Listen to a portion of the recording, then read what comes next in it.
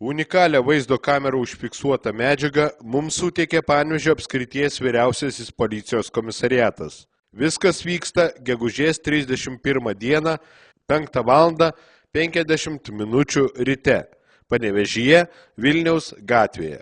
Automobilis atvažiavęs BMW dideliu greičiu, kaip mes spėjame virš 100 tas greitis buvo, važiavo Klaipėdos gatve, paskui pravažiavo Vilniaus Ramygalos gatvių sankryžą ir Vilniaus gatvėje ties 8 gal 12 namu atsitrenkė į stovinčius automobilius dešinėje pusėje ir nuo smūgio, keli ten automobiliai buvo apgadinti ir nuo smūgio trenkėsi į priešinėje pusėje priešinėje pusėje esančias apsauginę tvorelę. Iš automobilio išlipo dvi moterys, pažiūrėjo automobilį, nuėjo iš karto, viena dar sugrįžusi kažką pasėmė ir abi pasišalino iš eismo įvykio vietos. Moteris nesitikė laukti policijos, o nuskubėjo į autobusų stoties pusę.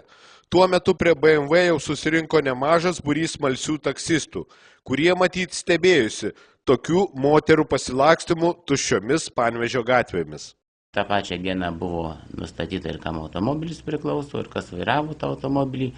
Šiuo metu yra surašytas pažeidėjai, ten kaip minėjau buvo dvi moterys, pažeidėjai protokolas už tai, kad įvykdė eismo įvykį ir pasišalino iš įvykio vietos.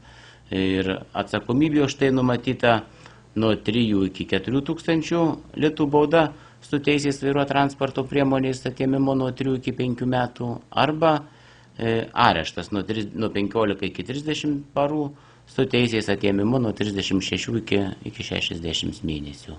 Tai sankcija tikrai labai griežta ir kitus noriu kreiptis vairuotojus. Mieste yra daug kamerų vaizdo ir būtent vaizdo kameros pagalba tikrai labai nesunkiai ir greitai ištirtas pažeidimas, nustatytas kaltininkas ir medžiaga išsiųsta į teismą.